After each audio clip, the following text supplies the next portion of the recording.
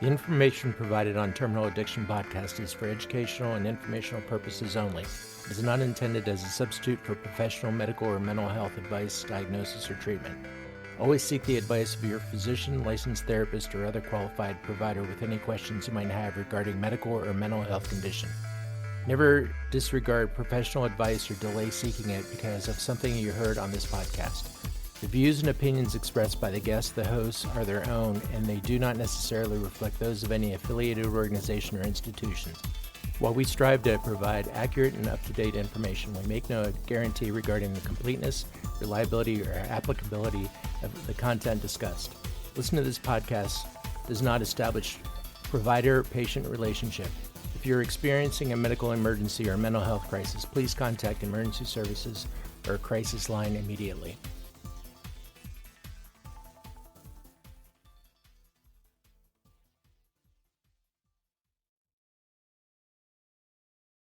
Welcome back to another episode of Terminal Addiction. My name is Doug H. And I'm Paul B. It's good to have you guys back listening with us. Paul, what are we going to be talking about today? You know, I think we're going to talk about you being taller than me. I'm going to have some surgery later on. I'm going to see if they can add a couple inches to my height. No, we're going to talk about, we may get to talk about surgery a little bit in recovery. But really, we're going to start off with recovery burnout. Recovery burnout. Yeah, I remember we talked about that before we started recording today, and I think it's something that happens to a lot of people. I think it happens for a variety of reasons. I don't think it's something that gets talked about very often. So we want to just talk about some of the things that maybe we've experienced or maybe we've heard other people experience, especially after people have been around for, a couple months, 6 months, 9 months, a year. I know the recovery community that we live in is pretty small. It's a great recovery community here in Central Ohio. But you do see a lot of the same people at the same meetings. If you go to lead meetings, I've actually been to meetings where I've heard the same person lead two different meetings in the same week. Mm-hmm. So I think that people can get burned out. Sometimes people have the same, call it routine or shtick that they talk about at meetings. So, for the first few months, it's a new thing. It's exciting. We're feeling better. We're going to these meetings. We're meeting these new people. And then I think we just run into the same people at the same meetings, hearing the same things over and over again. And I think there's a lot more to the recovery program than just going to the meetings. So what do you got on that, Paul? Well, I want to add a different perspective. We all have addictions. And part of those addictions can be, being addicted to meetings, being addicted to the recovery lifestyle, seeing all the same people every day, and then eventually it gets old. So it's a tough thing to fight through. You hit those mile markers. You hit that 3 months, 6 months, 9 months. Hit a year, and you've been doing the same thing over and over again, and you've been seeing the same people. And eventually you want to try something different. I talked to somebody just yesterday and he said, well, the key to it is staying busy. Well, absolutely. Staying busy is part of it. Finding things that you do with your recovery community is part of it. I think one thing that I see a lot working, in a treatment facility and also going to meetings in the same area, as I see people come in who are very desperate. When they first get there, whether it's legal or health or financial or family reasons, they come into treatment and they're kind of on fire, and it's great to see that. And they've do all this great work while they're in treatment, or they're picking up service work opportunities, chairing meetings, picking up trash at the end, setting tables back up afterwards, and it's great to see that. But then people kind of lose that desperation. I see a lot of people, I've heard somebody call it working step one backwards. Now that my life is not so unmanageable, maybe I'm not so powerless. I think another way of looking at it, we talk about the pink cloud. Mm-hmm. We're so excited when we're first in recovery. And eventually that pink cloud, dissipates and goes away. Yeah, I think for some people, they've got these immediate goals. They want to get the judge off their back. They want to get their families off their back. They want get their kids back from Child Protective Services. They want to get a job. They want to get a driver's license. So they start getting all these things early on in that first, 3, 6, 9, 12 months of sobriety. And then sobriety sort of loses its importance. I think people take their foot off the gas pedal, kind of a pedal fast and coast type of a thing. And I think one of the things that I worry about is people come in and, they work that first step. They understand what powerlessness and unmanageability means. They come in and they see, the concepts of higher powers and following directions, and then they kind of lose steam. And I think it's really hard to incorporate the principles of a recovery program, whether it's AA or NA or Celebrate Recovery or Recovery Dharma or any of that kind of stuff. If you're not working the program, if all you're doing is sitting in a church basement in a metal chair a couple times a week, that's just the tip of the iceberg of the program. I think it's important that people get in and whatever your program is, working it and working those steps, getting involved, understanding how to incorporate the program into your day-to-day life. Yeah, and I think we put such an emphasis on, got to go to 90 meetings in 90 days. That's a great concept, but if you're not, looking at the whole picture, if you're not really doing anything with that 90 meetings in 90 days, it kind of gets lost. Yeah, I think there's a difference, and I try to encourage newcomers. There's a difference between being at a meeting and being in a meeting. Mm-hmm. A lot of people come in and they need to get their court slip signed or their treatment slip signed or their sober living slip signed, and they sit in the back and goof off and they're on their phone, and that's being at a meeting. The people that are showing up early, the people that are bringing up topics, that are doing readings, that are getting involved, that are shaking hands with newcomers and old timers, that's being in a meeting. And I think there's a big difference because the meetings themselves, whether it's AA or NA or any of those Celebrate Recovery, the meeting itself is just the tip of the iceberg. And there's so much more of a program. But if you're not getting involved and not seeing, the benefits of it, it's really hard to incorporate those concepts and those philosophies into your daily life. Yeah, Doug and I mean, we kind of live this stuff every day and have for a while now. But early on, it's different. I remember when we first started going to meetings, there weren't a whole lot of meetings because of COVID, but we were going 7 days a week. And, initially it was, oh my God, there's people here who've got more than 30 days sober at a meeting, because the meetings that we had at our treatment center, we didn't have anybody that had more sobriety. But later on, we realized that, there was more to it than just attending a meeting, getting that court slip signed. And I remember the first time I was asked to chair a meeting.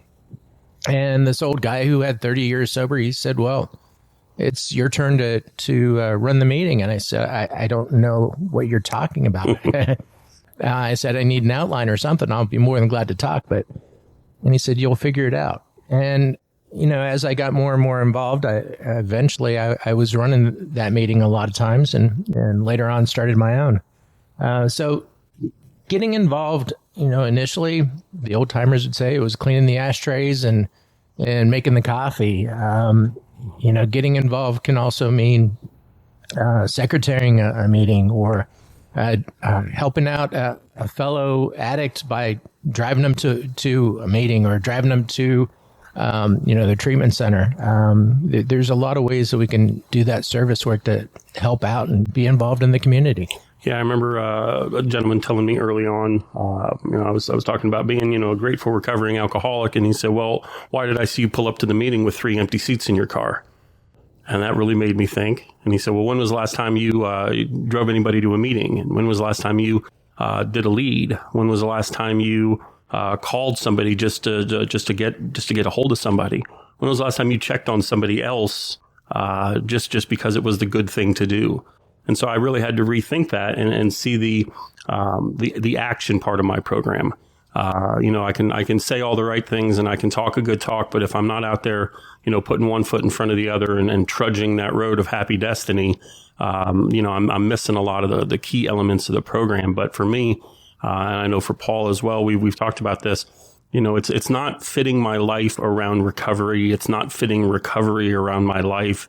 It's blending the two and creating this new life that is just part recovery and part family and part work and part friends. And it's more of a balanced pie chart if you're going to look at it that way.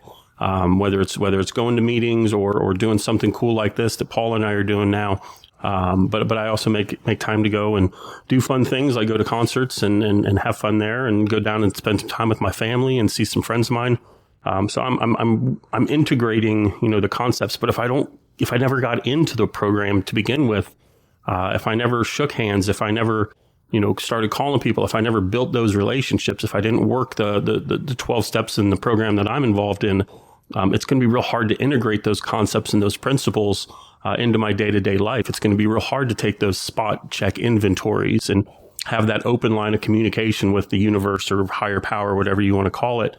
And it's going to be real hard to do those things if I don't know what those things are. If I just going and sitting in a church basement, like I said, just a couple times a week in a cold aluminum chair and drinking some rot gut coffee, then I'm missing a whole lot of the program.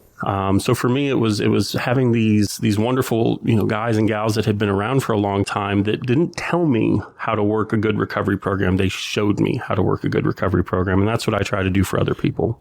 Yeah, I think that's important. Now, in our local community, we have outings, sober outings. They go tubing down the river. They go whitewater rafting. A few years ago, we rented a big boat that 20 or so of us did a cruise around a local lake. There's so much that we can do to be part of the community. It's not giving up on your family and anyone else, but it's getting involved in the community as part of it.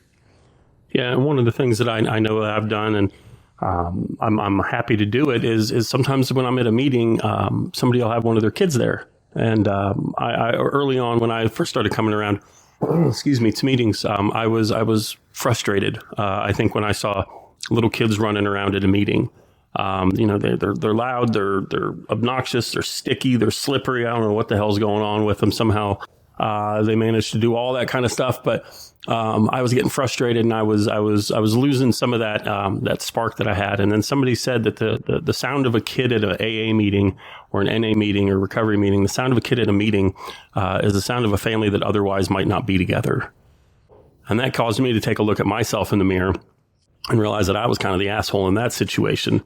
And so I took time out of my day, and I would sit and play trucks with these kids and color with these kids, and take time out of my day so that maybe my reason for being at that meeting was so that their parent could be more involved in that meeting. So I was learning how to get out of my own way and be there for other people in non-traditional forms or terms. And I've gotten to watch a lot of these kids grow up in the rooms and in the programs, and they turn out to be just great little people. And I'm hoping that by them coming to meetings, they get more positive male and female role models in their life, and they have a different view of addiction and recovery and spirituality, so that when they grow into their own little lives, they're taking some of these lessons into their worlds. So I really enjoy seeing kids at meetings anymore. Again, the ones that are running around knocking people's cookies and coffees off the table, those little kids can trip all day for all I care. But for any good kids that want to hang out, I've got 5 minutes for anybody. And I really enjoy, being part of the program. And that shows the other people at the meetings that were there for more than just the 60 minutes of the meeting. For a long time, I would see open meetings versus closed meetings. And it always concerned me when I heard the words closed meetings, because that implies that it's only open to people who are active in addiction. I know my addiction affected at least 10 other people. Mm-hmm. And most addicts have affected other people. It wasn't a solitary, disease. And we talked about that in previous episodes, where my circle of people that were affected by my addiction went beyond me. And so I love it when, a family member, a husband, wife, child comes to a meeting. It might be your best friend came to the meeting, And I think that adds so much because not only am I getting their viewpoint of what happened, but they get to learn about what happened to me. And so, I think it adds a lot to a meeting. Yeah, I agree. I think bringing families and friends to the meetings just to see what we do there. I know Celebrate Recovery is pretty all-inclusive. I know AA and NA have those open meetings as well. And I think just having people come and sit in a room because, TV shows like, what was that one, Mom? They do a pretty good job of portraying, what a meeting might look like. But until you go and you sit and you hear the laughter and you see what the format is like, and so that way maybe they can understand where their loved one is going for a couple hours a week. Meet the people, meet their sponsor, meet their sober supports. I know a lot of times meetings have these anniversaries, and so those will be more open.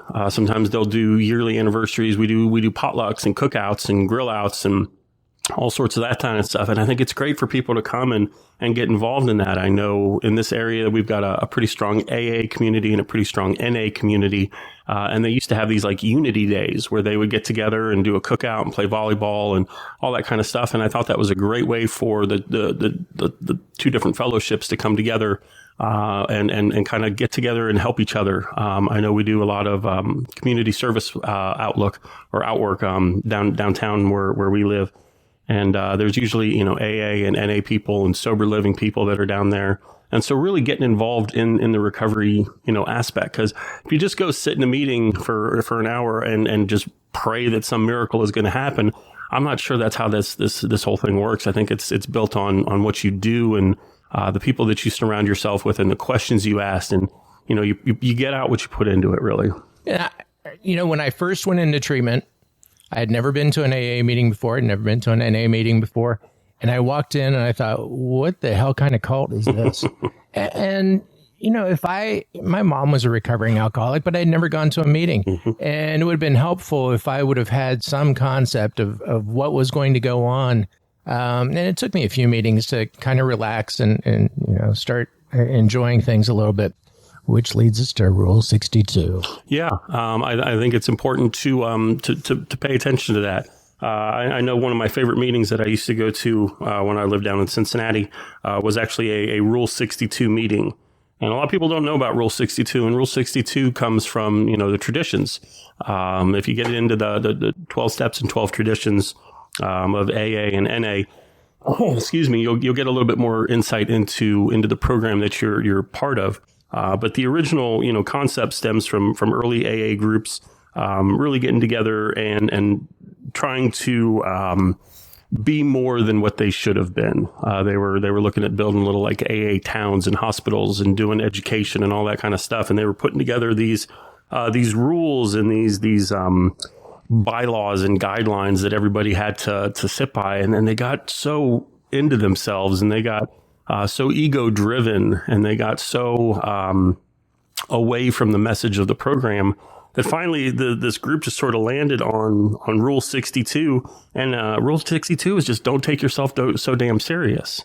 And I think that's something that I forget a lot of times is I know that we're in there, finding a fellowship, finding an answer, finding a solution for our common, fatal disorder if left untreated. But we're supposed to have some fun. I know the big book talks about, we're not a glum lot.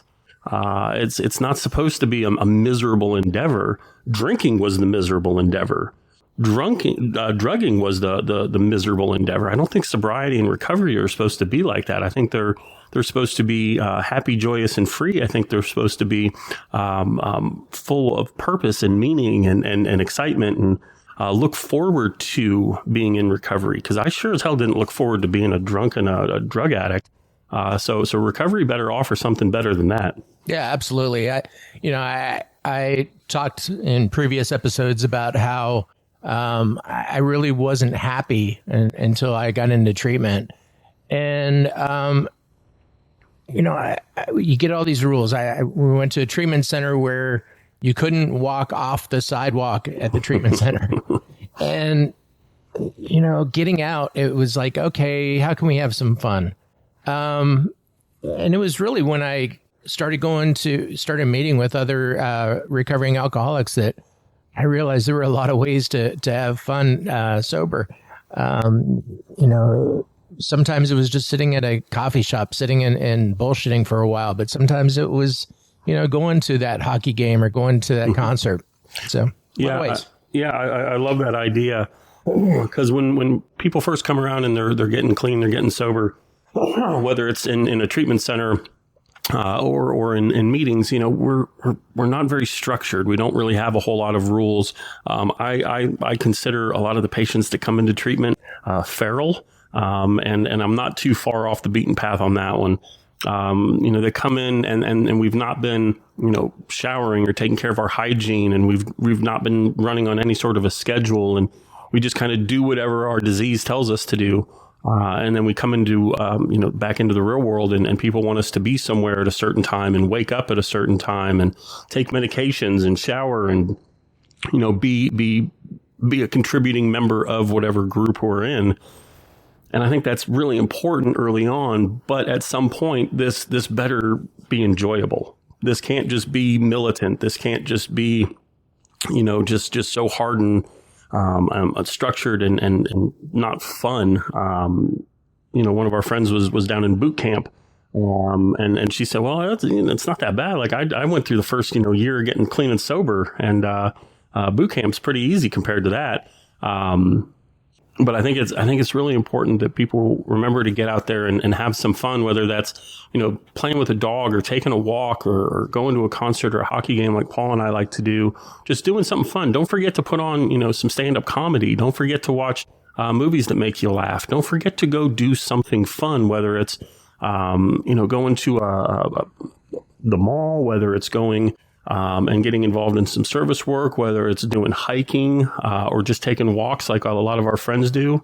I know a lot of people get into, new hobbies, whether it's, working on cars or motorcycles, or whether it's learning a new language or picking up an instrument. But making sure that we're doing some things in sobriety and recovery that maybe we wished we'd have done while we were drinking and using. One of the guys that, I don't know if you even know this, one of the guys that we went to treatment, he got into woodworking, and now he's selling his woodworking projects, and they're beautiful. I mean, nothing I would have ever thought him doing. Last time I saw him, he was trout fishing someplace, and to see him doing something new, it was kind of cool. Yeah, I know we've got a lot of friends that play golf. We've got some friends that ride motorcycles, and they'll take off and they'll go down to the Carolinas or go out to Colorado and go skiing out there, or go ride motorcycles, or go on hunting expeditions, or go on deep sea fishing boats. And they're getting out and they're living life because that's what the drugs and alcohol held us back from doing. And I think it's really important to make sure that we're, incorporating the concepts and the philosophies and the principles of a spiritual life and recovery into our day-to-day life. But don't forget to go out there and enjoy yourself. Don't take yourselves too damn seriously. I was just swimming with Stingray about 3 weeks ago. So yeah, I get it. R.I.P. Steve Irwin. Just that's not something you're going to probably catch me doing. But we've got friends that like to go out and do amusement parks and roller coasters, and they like to get involved in different things, and taking pottery classes and doing yoga.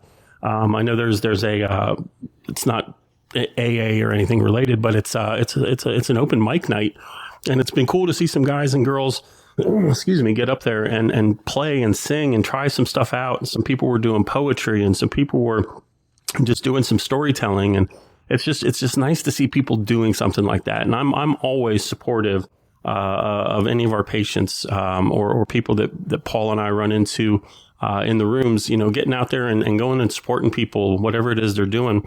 I know we've got people that we know that like to run for whatever reason that is, or they get on their bicycles and do the Peloton type things. And some of that's fundraising, some of that's more service work opportunities. But I think at the heart of it, it's just to do something, community based, where we're enjoying life, where we're out seeing and moving and doing some things that make us feel better just to be alive. Because that's the goal of this whole thing, I think. Yeah, I think that's a good place for us to wrap.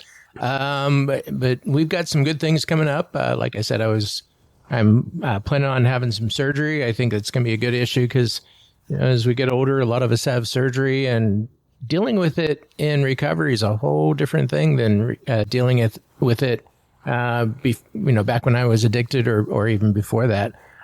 So stay tuned. Probably next episode we'll be talking about that. Yeah, I know one of the things that Paul and I have talked about is maybe tracking Paul's recovery through this whole thing on the podcast, and having a couple of episodes so that you guys can hear what he's going through, and if there's been any breakthroughs and cravings, or to kind of see what his pain management's going to be like, because this ain't going to be fun, Paul. I'm not going to. It will not. But I think we can do an episode live from the operating room, and I'd like that. If they can do that, I will be happy to be in scrubs in there. So I just need the orthopedic surgeon to figure out a way to stretch my legs about 2 inches more so I can be as tall as you. There you go. And then we're good. I think I saw a South Park episode about that. So, I appreciate everybody who's been listening and giving us some comments and feedback. We wouldn't be doing this if it weren't for you guys. So thank you. All right. Appreciate it. Bye, everybody.